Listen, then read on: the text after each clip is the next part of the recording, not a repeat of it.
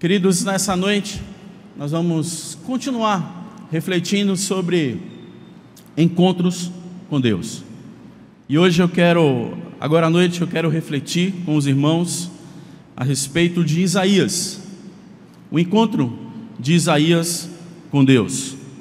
Abra sua Bíblia em Isaías capítulo 6 e nós vamos ler do verso de 1 a 8. Observe se alguém que está sentado ao seu lado não tem a Bíblia, compartilhe com ele nesse momento a palavra de Deus, conceda, divida, e se você tem duas, divida com o outro. Se você tem aí um tablet, uma Bíblia junto, compartilhe, dê a Bíblia, divida aí com o irmão que está do seu lado a palavra de Deus, porque a gente vai usá-la durante esta reflexão. E assim que eu terminar, você não feche sua Bíblia, deixe aberto aí a sua Bíblia, para que a gente possa estar meditando nessa noite. E eu queria rapidamente abrir um parênteses. Eu vi o pastor Breno ali, que bom ter você aqui, meu irmão, Deus abençoe, é uma alegria tê-lo aqui com a gente hoje, viu? Eu gosto muito de você, sabe disso, viu? Deus abençoe sua vida, sua esposa também está aqui com a gente nessa noite, que bom.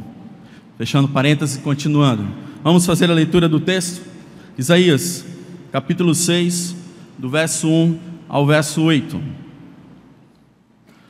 No ano em que morreu o rei Uzias, eu vi o Senhor assentado sobre um alto e sublime trono, e as suas orlas do seu manto enchiam o templo.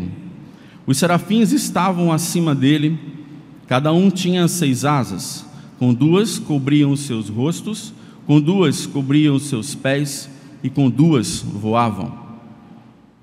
E clamavam uns aos outros, dizendo: Santo, Santo, Santo é o Senhor dos exércitos, toda a terra está cheia da sua glória. Os umbrais das portas se moveram com a voz do que clamava, e a casa se encheu de fumaça. Então disse eu: ai de mim, que vou perecendo, porque eu sou um homem de lábios impuros, e habito no meio de um povo de impuros lábios. E os meus olhos viram o Rei, o Senhor dos exércitos. Mas um dos serafins voou para mim, trazendo na mão uma brasa viva, que tirava do altar com uma tenaz. Com ela tocou a minha boca e disse: vê, isto tocou os teus lábios, e a tua iniquidade foi tirada, e purificado o teu pecado. Depois disso, ouviu a voz do Senhor que dizia: a quem enviarei? E quem há de ir por nós? Então disse eu: eis-me aqui, envia-me a mim. Amém? Vamos orar? Feche seus olhos, baixe sua cabeça. Senhor, mais uma vez viemos à tua presença, Senhor. Aqui já cantamos, louvamos o teu nome e agradecemos por tudo aquilo que tu tens, ó Senhor, feito em nossas vidas. Agora, Senhor, fala ao nosso coração. Ó Senhor, que as palavras aqui sejam conduzidas pelo teu Espírito. Ó Senhor, que tu fale a cada coração segundo a sua necessidade. É no nome do teu Filho Jesus que nós pedimos. Amém.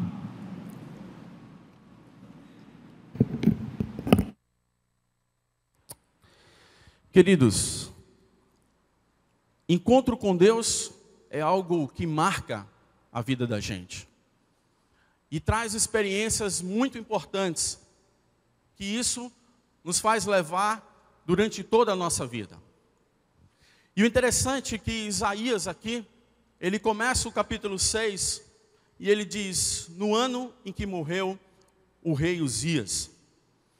Aqui são palavras de tristeza de um profeta pela morte de um homem, de um grande homem, um homem de Deus, um homem temente a Deus. Ele se depara com essa situação porque sabe que o rei Uzias era quem trazia o seu povo sob controle, naquilo que Deus queria para o povo. E ele se entristece. E ele vai ali, acredita-se, de que Isaías vai ao templo e vai ao encontro de Deus para pedir algum esclarecimento dessa situação. Ele vai ao templo conversar com Deus, se encontrar com Deus e perguntar a Ele: e agora, Senhor? E agora? E simplesmente Isaías, ele se depara com um chamado e ele se depara com um comissionamento de Deus a ele.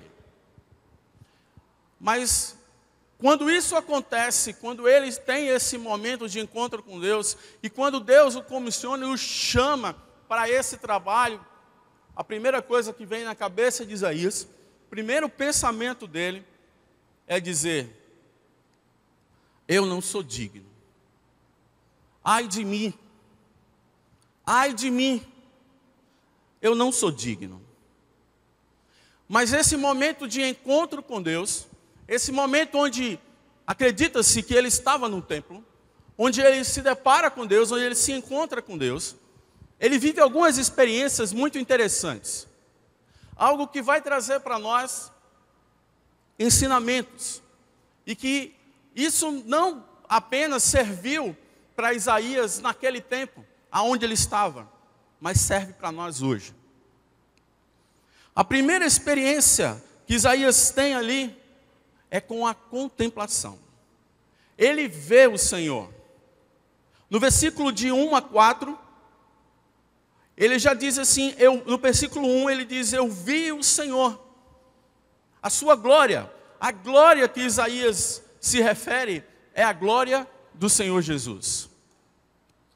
Lá em João capítulo 12, versículo 41, ele vai dizer assim: Isaías disse isso porque viu a glória de Jesus e falou ao seu respeito. Toda revelação de Deus ao homem sempre será através do seu Filho Jesus Cristo. A Bíblia diz que ninguém verá a Deus. É através de Jesus Cristo. É naquele momento, aquela glória que Isaías se depara, é Jesus Cristo que está diante dele. A confirmação disso vai lá em Apocalipse capítulo 4, versículo 8, e diz: os 4 seres viventes tinham, cada um 6 asas, e ao redor e por dentro estavam cheios de olhos, não descansavam nem de dia nem de noite, dizendo: Santo, Santo, Santo é o Senhor Deus, o Todo-Poderoso, aquele que era e que é e que há de vir. A confirmação de que quem Isaías ali viu, a glória que chegou a ele, é a glória do Senhor Jesus Cristo. Mas algo que me passa a cabeça, que me pergunta, é por quê? Por que Deus deu esta visão a Isaías? Por que ele mostrou a glória de Jesus? A preocupação de Isaías quando ele vai ao templo, quando ele vai em busca do Senhor, era perguntar a ele: não temos mais um rei. Aquele rei que temia a Deus, aquele rei que estava, Senhor, debaixo da tua orientação, ele se foi. E agora, esse povo, que por qualquer coisa se desvia, por qualquer coisa levanta altares a outros deuses, Senhor, e agora? Deus quer mostrar a Isaías que mesmo que homens sejam destronados, sejam tirados do seu trono, reis morram, mas ele precisa ver a glória do Cristo, o maior dos reis, que continua assentado, não num trono terreno, mas sim num trono celestial. Ele chama Isaías a olhar para o alto. Ele chama Isaías não a pensar nas coisas terrenas, mas ele chama Isaías a pensar nas coisas que são do alto. Um pastor uma vez disse: quando as coisas são desanimadoras, tente olhar para o alto. Muitas vezes a nossa vida se depara diante dessas situações e a gente fica imaginando que solução dá a essas situações. Paulo, em Colossenses capítulo 3, versículo 1, vai dizer: portanto, se fostes ressuscitados com Cristo, buscai as coisas que são de cima, onde Cristo está assentado à destra de Deus. No momento em que você se depara por situações difíceis, Deus chama a gente a dizer: olhe para a glória, olhe para Cristo. É Ele que você precisa olhar. São as coisas que são do alto, as coisas que Cristo nos ensina. É Ele que vem ao seu socorro. Quando o seu mundo começa a ruir, é bom ver as coisas do ponto de vista celestial. A segunda experiência que Isaías tem parte do versículo 5. Olhem para a sua Bíblia, acompanhem comigo. Isaías começa a olhar para dentro dele. Introspecção. Então disse eu: ai de mim, vou perecendo, porque eu sou um homem de lábios impuros e habito no meio de um povo de impuros lábios. E os meus olhos viram o Rei, o Senhor dos exércitos. Isaías olha para dentro dele e diz: não, eu não posso. Eu vi o Rei, mas eu sou impuro. Eu não tenho agora, não estou sendo chamado para isso, eu não posso ver isso. Eu estou impuro. Isaías faz a referência dos lábios impuros, porque todo lábio impuro é consequência de um coração impuro. O seu coração pensava não como Deus queria, mas como ele pensava, como ele queria, quando ele se depara com a situação e a morte do rei Uzias. Coração impuro. Mateus capítulo 12, versículo 34, no finalzinho, a parte B diz: pois do que há abundância no coração, disso fala a boca. Ou seja, a boca fala daquilo que o coração está cheio. Muitas vezes a nossa vida é assim. A nossa vida, a gente fala daquilo que o nosso coração está cheio. Cheio de rancor, cheio de tristeza, cheio de coisas deste mundo. A atitude que Isaías se coloca diante de Deus, em frente a Jesus Cristo, a atitude dele, ele diz: eu quero ser purificado. Diariamente a nossa vida, ela é bombardeada com coisas que vêm a tentar prender o nosso coração, a aprisionar o nosso coração. Isso faz com que as coisas saiam através da nossa boca. Mas o nosso desejo deve ser igual ao de Isaías. Ele diz: eu quero ser purificado. Quando a gente muitas vezes tem algumas atitudes em relação aos outros, a gente olha para as pessoas e a gente começa a olhar o erro das pessoas. A gente tem uma mania muito feia, que é olhar para as pessoas e não ver as coisas boas. A gente só vê o lado ruim. Eu não sei porquê, mas a gente olha para as pessoas e diz: poxa, olha aqui o que ela errou. Olha como é que ela é assim, como é que ela é assada, ela é troncha, sabe? A gente infelizmente tem essa mania. É algo do homem, porque o coração do homem ainda não está totalmente purificado.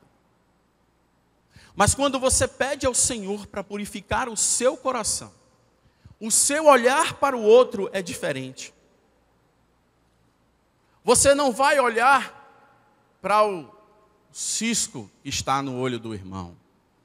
Você olha primeiro para a trave que está no seu olho. Mateus capítulo 7, versículo 5, Jesus diz isso.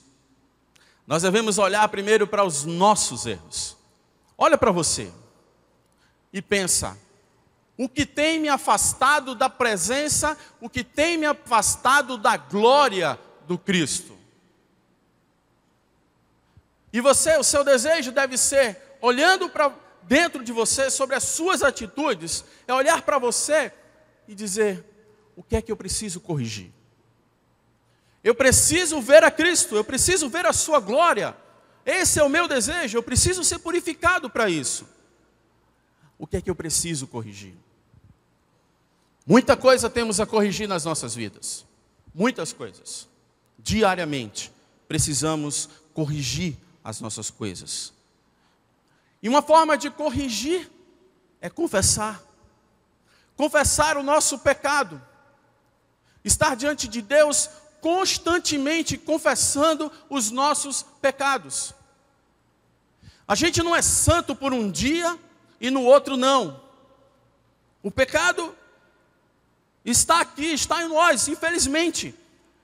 Mas a gente tem que viver constantemente confessando os nossos pecados a Deus. Porque a confissão, ela leva à purificação. Se você confessa os seus pecados, se você busca essa atitude de confessar os seus pecados, Deus disse que purificará o seu coração. Abra sua Bíblia. Eu acho que é um texto bem conhecido, em 1 João capítulo 1, versículo 9. 1 João capítulo 1, versículo 9, eu acredito que seja um texto conhecido de muitos. E diz: se confessarmos os nossos pecados, Ele é fiel e justo para nos perdoar os pecados e nos purificar de toda injustiça. Nos purificar de toda injustiça. Esse deve ser o meu desejo. Na minha introspecção, na minha experiência com Deus, no meu encontro com Deus, o meu desejo deve ser de purificação.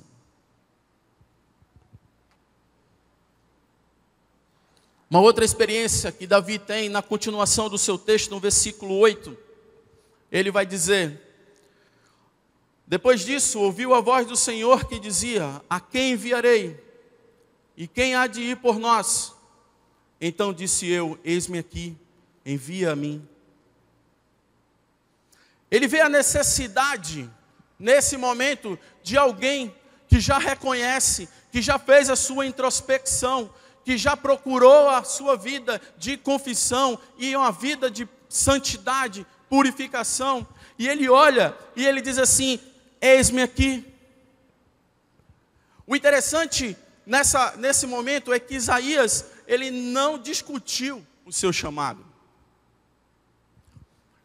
A gente tem experiências muito claras na palavra de Deus, como Moisés e Jeremias, que está diante do Senhor e questiona o Senhor e diz: Senhor, não eu? Por que eu? Hoje, muitos são chamados, mas poucos escolhidos. Por quê? Porque simplesmente não se colocam, não veem a necessidade. Isaías teve a visão desta necessidade. Ele viu que o povo precisava de um homem que pregasse, que falasse desta palavra. E eu quero dizer a vocês aqui, meus irmãos, nessa noite, que ministério tem de várias áreas. Quando se fala em ministério, não se fala só em ministério pastoral, ministério de música, mas Deus tem um ministério para cada um de vocês. Deus quer realizar algo na vida de cada um de vocês. Não deixe para amanhã. Muitas vezes a gente quer atender os desejos do nosso coração, simplesmente caminhando no sentido daquilo que é a minha vontade.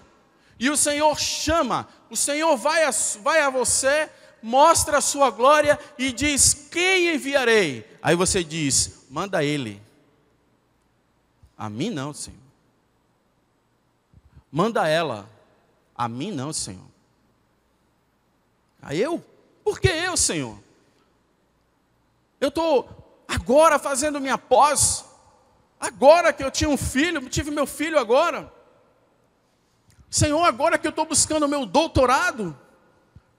Tu está me chamando agora?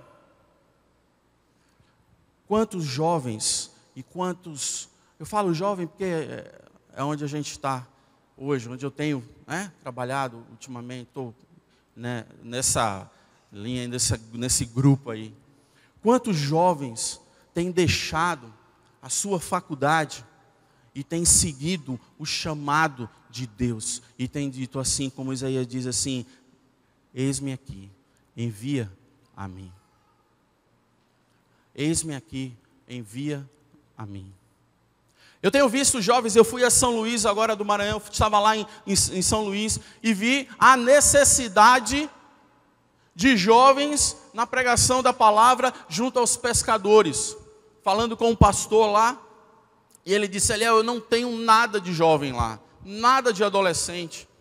E eu preciso, porque os filhos dos pescadores, eles estão se perdendo. Eu prego para os pais, mas os filhos estão colocados de lado.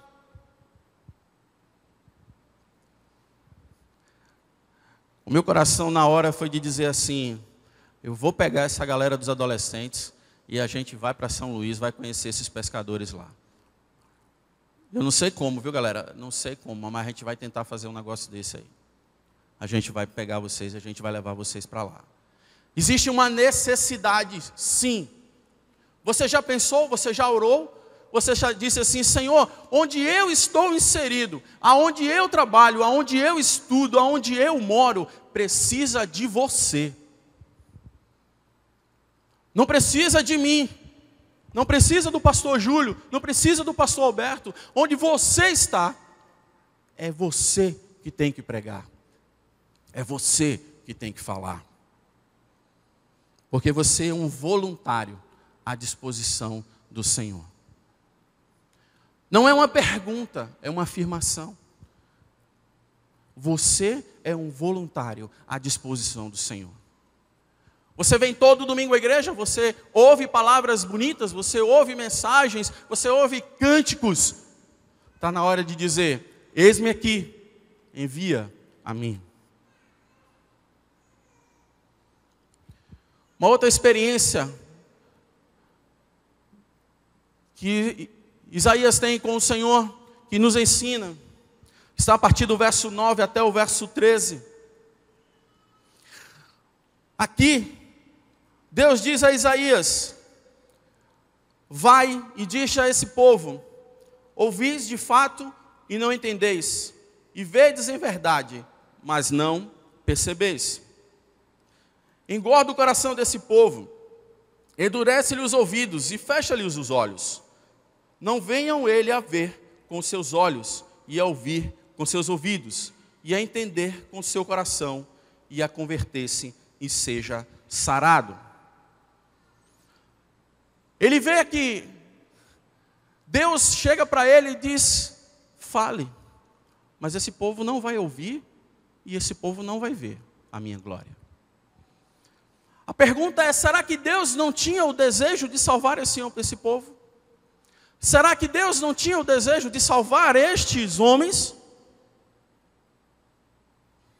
João capítulo 3, versículo 16 diz: porque Deus amou o mundo de tal maneira, para aí, porque Deus amou o seu povo, porque Deus amou o mundo.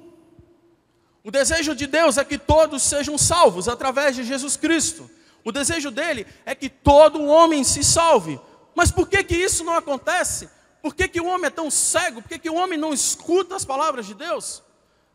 Simplesmente porque elas resistem a esta verdade. Quando você lê esta palavra, a primeira coisa que ela vai fazer na vida da pessoa, ela vai confrontar. Ela vai pôr você diante dos seus erros. Ela vai chamar você à purificação, à confissão. E a dizer: você precisa mudar a sua vida. As pessoas são resistentes à mudança, muito. Falou em mudar, dá uma agonia. Isso é a realidade. Quem gosta de fazer mudança? Quem gosta de fazer mudança? Ninguém. Eu acho que todo mundo, se pudesse, vivia na mesma casa para o resto da vida. Se vivesse 80 anos, estava 80 anos na mesma casa. Mas por incrível que pareça, tem uma adolescente, uma vez que eu conversando com ela, eu dizendo a ela que eu ia me mudar e tal, essa coisa toda. E eu disse: rapaz, eu não gosto de mudança. Ela disse: pastor, eu amo me mudar. Eu olhei para ela e disse: minha filha, você não é normal. Você não é normal. Você gosta de mudança? Ela disse: pastor, eu gosto.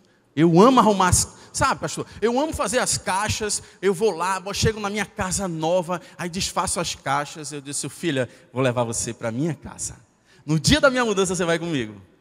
Porque eu não gosto dessas coisas. Se eu pudesse, eu morava na mesma casa o resto da minha vida. As pessoas têm essa resistência à verdade. Elas têm resistência à mudança. Elas não querem mudar. Elas querem ficar do mesmo jeito. E se você ficar do mesmo jeito, você não vai ouvir o que Deus tem para a sua vida. E você não vai ver o que Deus tem para a sua vida.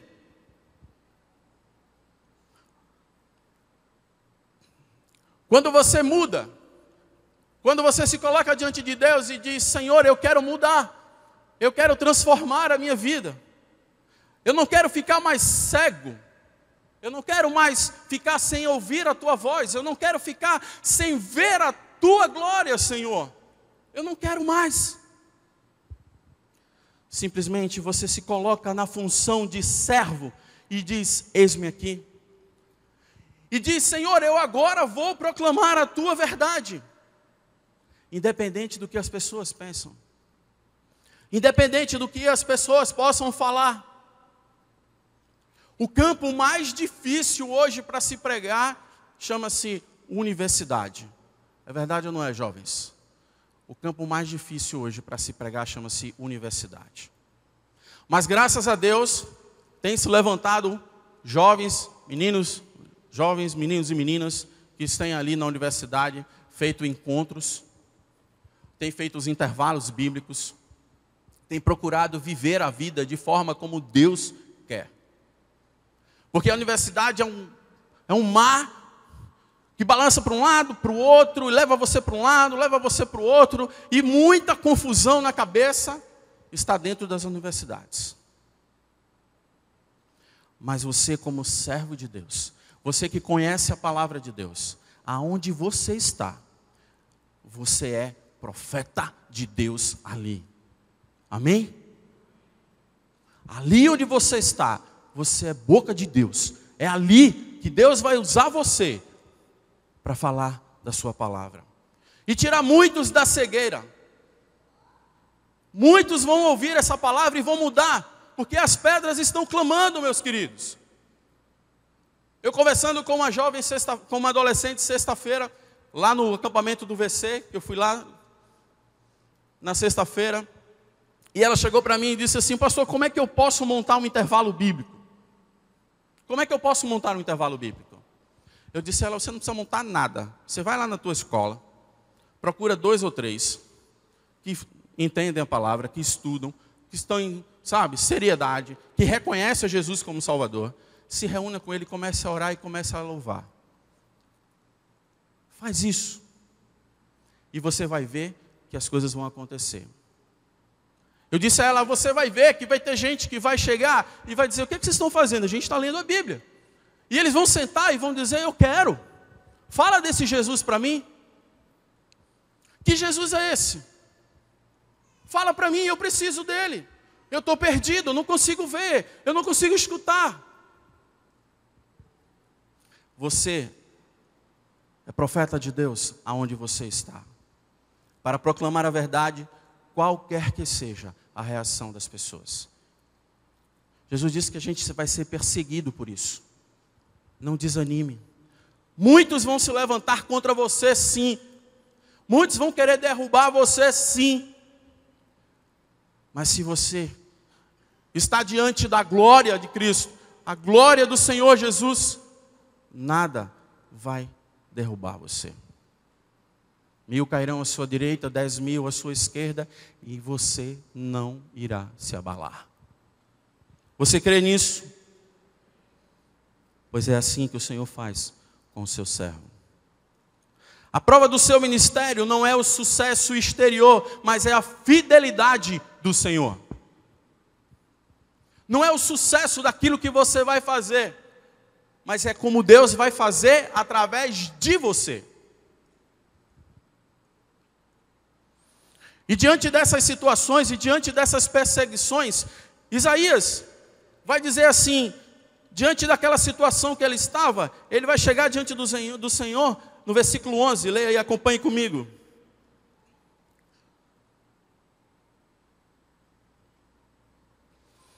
Então disse eu: até quando, Senhor? Até quando, Senhor? E respondeu: até que se assolem as cidades e fiquem sem habitantes, e nas casas não fique morador, e a terra seja assolada de todo. E o Senhor afaste dela os homens, e no meio da terra seja grande o desamparo. Devastação será completa. Mas tem algo maravilhoso na palavra do Senhor. Ele diz que tudo vai ser devastado, tudo vai ser destruído. Mas olha que coisa maravilhosa que o Senhor faz. Ele continua no versículo 13 e diz: mas se ainda a 10ª parte dela ficar, tornará a ser destruída. Como o carvalho e como o terebinto, que depois de se desfolharem ainda ficam firmes. E assim a santa semente será o seu toco. Você sabe quem é a santa semente, meus queridos? A santa semente é o povo de Deus, é a igreja. Porque essa semente, a igreja, está plantada nessa geração. A esperança para este povo que está lá é Jesus Cristo, onde Ele é o cabeça da igreja. A igreja está plantada nesta geração como um terebinto. Acho que os irmãos não sabem o que é um terebinto. Sabe o que é um terebinto? É uma árvore com um perfume característico. Mas você sabe como é que esse perfume ele é exalado? Simplesmente quando você quebra um dos seus galhos, quando você poda essa árvore, quando você corta essa árvore, ela exala um perfume maravilhoso.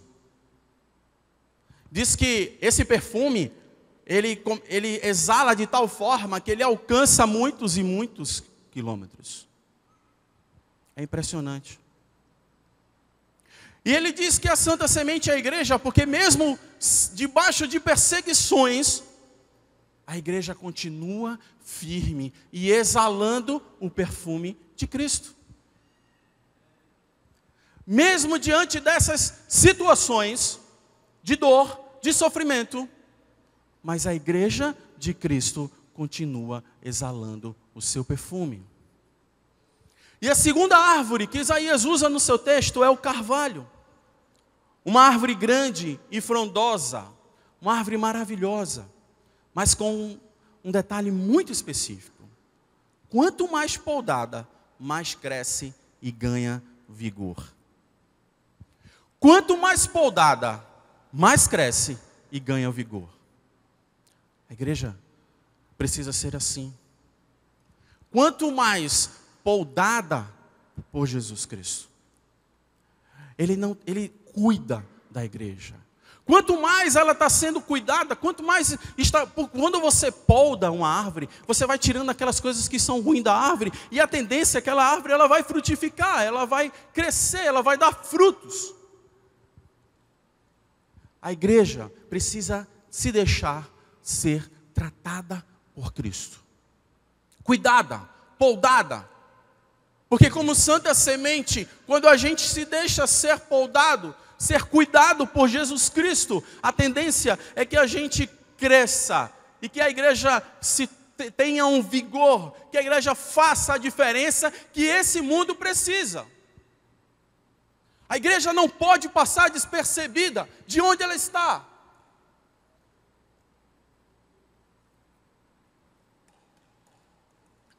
A igreja precisa aparecer.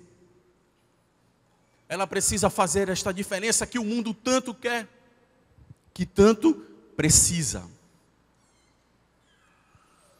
E eu quero terminar a mensagem desta noite com o texto de Romanos, capítulo 11, versículo 5.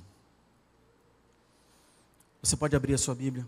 Eu queria que você deixasse esse texto guardado com você, para que você possa meditar durante essa semana. Abre a sua Bíblia. Romanos, capítulo 11, versículo 5.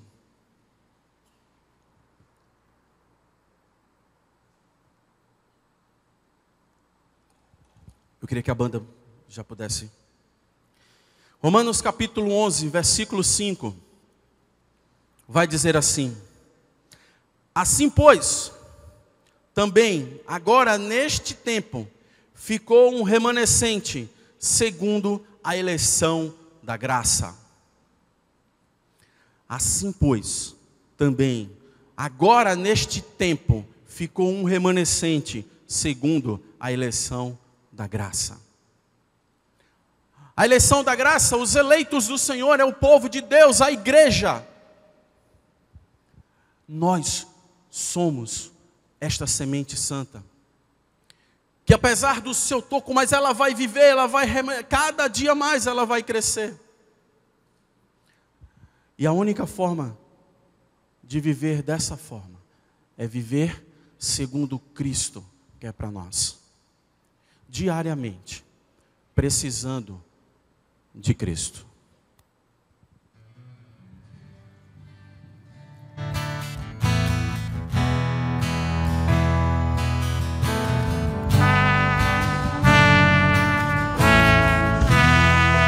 Preciso de ti, preciso do teu perdão, preciso de ti, quebrantar meu coração. Como a rosa anseia por água, assim tenho sede. Como terra seca, assim é minha alma. Preciso de ti, distante de ti, Senhor.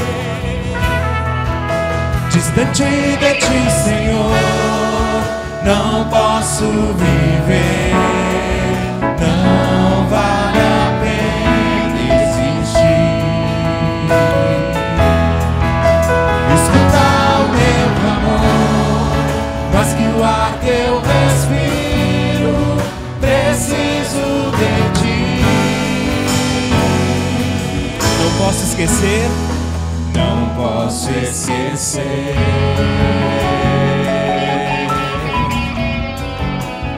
o que fizeste por mim, como até o céu, tua misericórdia sem fim, como um pai compadece dos filhos, assim tu me amas. Afasta as minhas transgressões. Preciso. Vamos ficar todos de pé. Vamos declarar isso, Senhor. Levante assim. Diga isso. Distante de ti, Senhor, não posso viver. Não vale a pena existir. Escutar o meu clamor, mas que o ar que eu respiro, preciso de ti.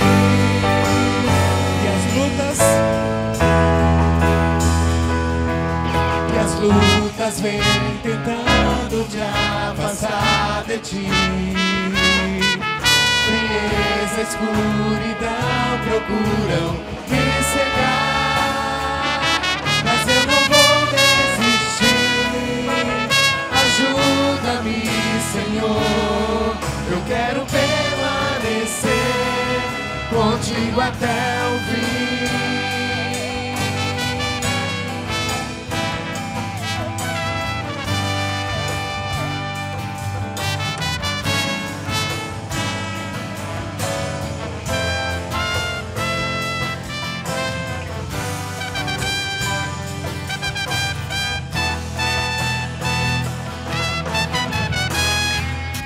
Distante de ti, Senhor, não posso viver, não vale a pena existir. Escuta o meu clamor, mais que o ar que eu respiro, preciso de ti. A igreja distante de ti, Senhor.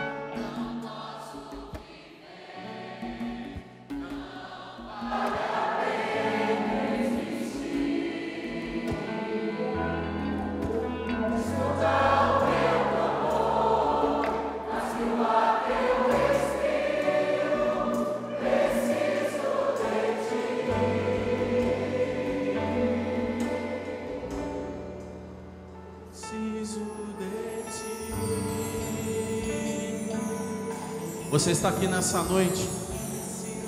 Todos precisamos de Jesus Cristo. E se tem alguém aqui nessa noite que ainda não declarou isso, não chegou e disse: eu preciso de ti, Jesus. Tu és o meu Deus, eu quero ver a tua glória, eu quero estar em tua presença.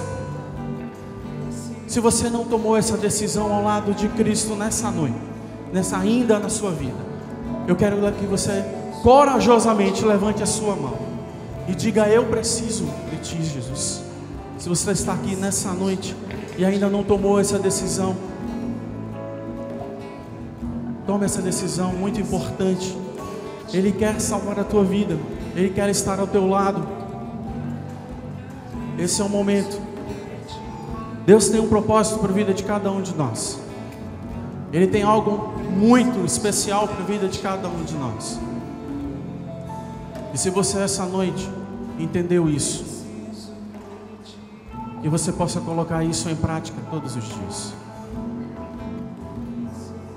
Se você que já conhece Jesus e tem experimentado isso, talvez Deus esteja chamando você hoje para um ministério diferente, para um ministério mais firme, mais individual. Ele está chamando você para algo que Ele quer realizar. Se você sentiu isso nessa noite, vem aqui à frente, eu quero orar por você. Se Deus tem um chamado para você, seja para o ministério pastoral, seja para o ministério para ser missionário, se Deus tem chamado você para algo, responda, diga: Senhor, eis-me aqui, envia a mim. Deus tem algo para cada um de nós. E se Deus tem chamado você para algum ministério, se você sentiu isso, vem aqui à frente, eu quero orar pela sua vida. Deus tem um chamado para cada um de nós. Deus chama você para algo muito especial, para executar algo muito especial. Assim como Isaías fez, ele disse: Senhor, eis-me aqui, purifica, me santifica, porque eu sei da necessidade desse mundo. E você se levanta hoje e diz: eis-me aqui, Senhor. Deus tem um chamado para você jovem, Deus tem um chamado para você adolescente, Deus tem um chamado para cada um de vocês nessa noite. Eu não sei o que é que Ele tem feito na sua vida, eu não sei o que é que Ele quer de você, mas eu queria orar pela sua vida. Eu quero orar pela sua vida nessa noite. Fechem seus olhos, vamos orar.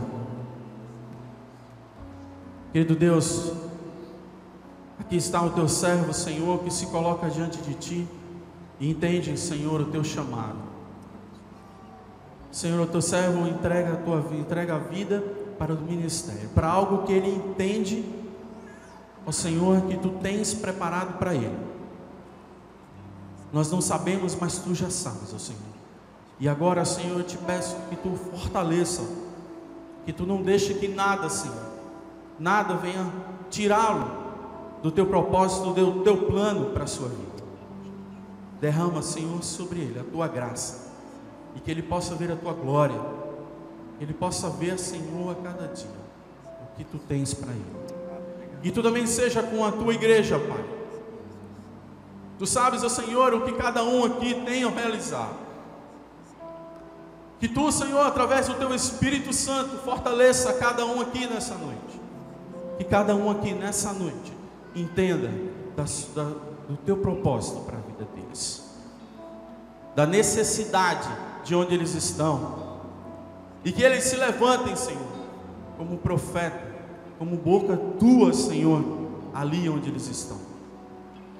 Que essa igreja, Senhor, também se fortaleça cada dia mais, cresça, ó Pai, e seja aqui a santa semente plantada aqui neste bairro de Boa Viagem, que ela possa frutificar e que ela possa crescer e servir, Senhor, a esta comunidade aqui, sendo referência aqui neste local.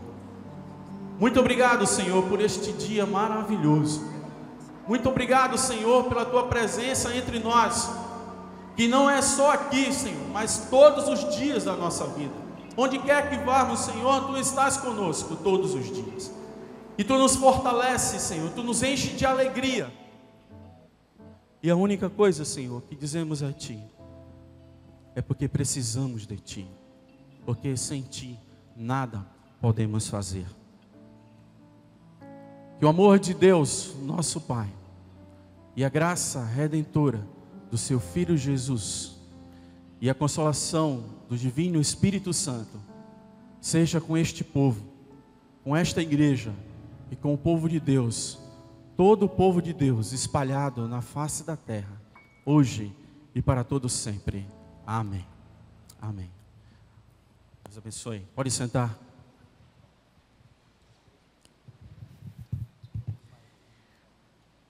Nós vamos ainda encerrando o nosso culto com o nosso irmão Essi. Ele já está ali ao piano, mas antes dele eu quero dizer a você que nos visita nessa noite, que foi uma honra ter você aqui entre nós, foi uma alegria ter você aqui entre nós.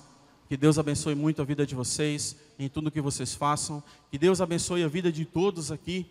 Que dê a cada um de vocês uma semana abençoada na presença de Jesus Cristo, na presença dEle. Que você possa buscá-lo constantemente durante esta semana. Abra os seus ouvidos e deixe Ele fazer você enxergar aquilo que Ele tem preparado para você. Amém? Deus nos abençoe.